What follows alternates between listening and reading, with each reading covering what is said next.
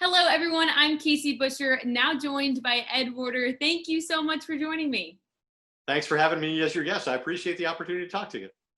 So, Ed, we all know what you do as a reporter for the Dallas Cowboys on ESPN. You're always asking the questions as a reporter. So, for you, at what point in your career did you begin to understand and share your own story?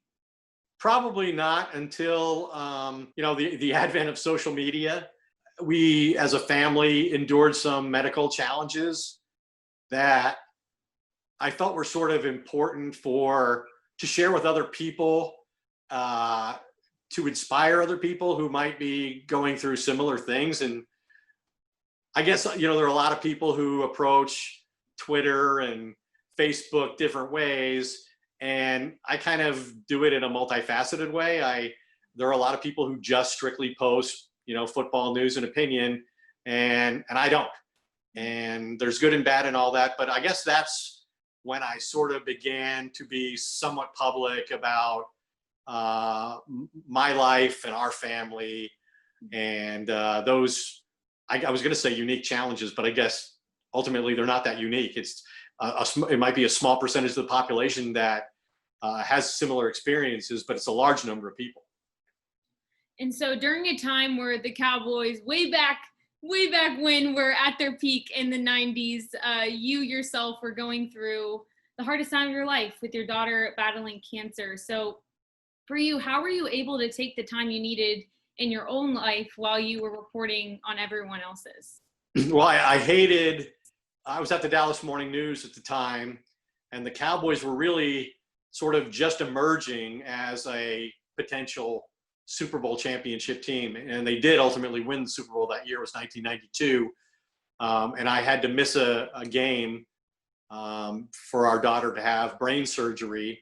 And it was obviously, there was no question that's where I needed to be. And no doubt that I was going to be in the hospital and not at the game against Oakland that week.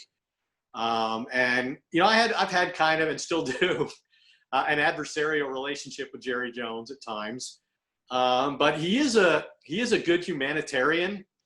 When we came out, my daughter came out of surgery. She was like 12 years old, and we were in the ICU, and it was a Saturday night. And all of a sudden, this young woman walks in, and she's carrying, some of those balloons and flowers, and she says that these are from Jerry Jones and the Cowboys, which was really touching to me. And then when we were in the room a day or two later, our daughter Christy was very particular about, who could do blood draws on her, because she wanted the nurses who were careful and kind and not in a hurry. And so she was having a difficult time with this one particular nurse, and she wanted this other one. And finally, the head nurse came in and said, Jerry Jones has left very specific instructions. Whatever Christy Werder wants, Christy Werder gets. And so they switched out the nurses, and Christy took full advantage of that power that Jerry bestowed upon her in the hospital the entire time that she was there. And then at the end of the next season, or I guess it was the Barry Switzer season, 95, when they played the Super Bowl in Arizona. So ever since that, during that 2 or 3 year period of time, and even now, Jerry and his family have always said, "How's our little girl?" And now she's 30, and she's teaching, and they still call her our little girl, as if they're part of it, And so I'm doing this interview with Jerry in his office. The Cowboys are going to the Super Bowl. He's sort of been vindicated by firing Jimmy Johnson, hiring Barry Switzer. And I was a Jimmy guy, so I was probably, in his view, pretty critical of him and Switzer. And at the end of this interview, he says to me, "Look, I don't want to insult you, and I don't know if this is appropriate or not, given our relationship." He said, "But how would your little girl like to go to the Super Bowl on my plane?" And I said, "Jerry, I really appreciate the offer, but journalistically, I just can't accept it." And so in that regard, I did the right thing. But then when I got home, I did the wrong thing, because I told Christy about it. And I don't think she's ever forgiven me for that. My heart. And so following her diagnosis, your son-in-law, Trey, gets the news that he has cancer and soon passes from that. And then your wife, Jill, also battled breast cancer. So Ed, through all of those hardships, what did you learn about life? Well, you learn how capricious it is, how fragile it is. Uh, you know, the stories I was telling earlier were when our daughter was about 12, and then when she was in her late 20s and early 30s, she had a complication from that led to a bigger brain surgery.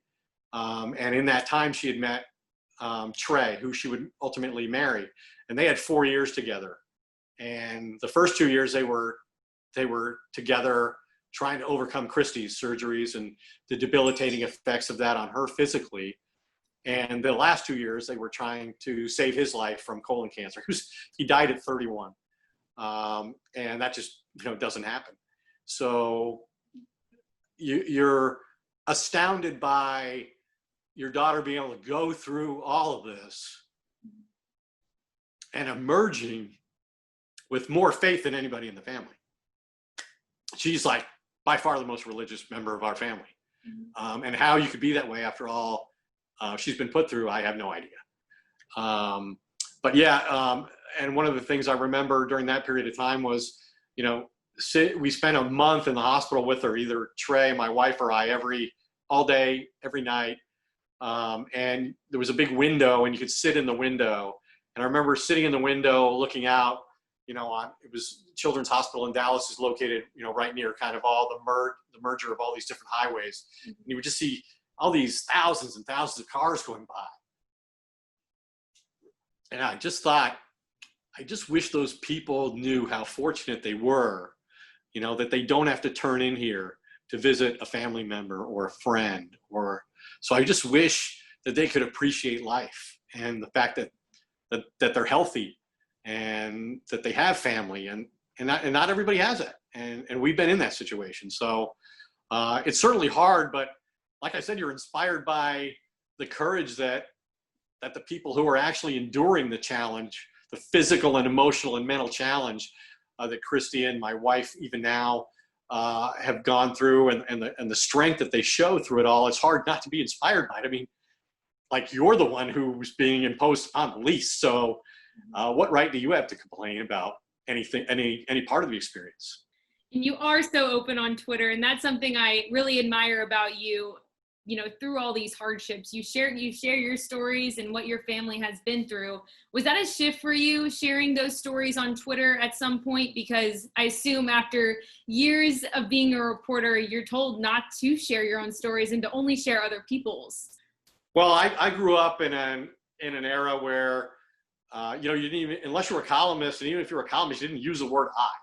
Like, it wasn't about you, it was just tell the story. It's somebody else's story. You're the one who tells the story. You're not supposed to be the story. Don't make yourself the story. And so that's always been sort of my mindset. But, we all evolve as we experience life and have different jobs, and circumstances change in the world.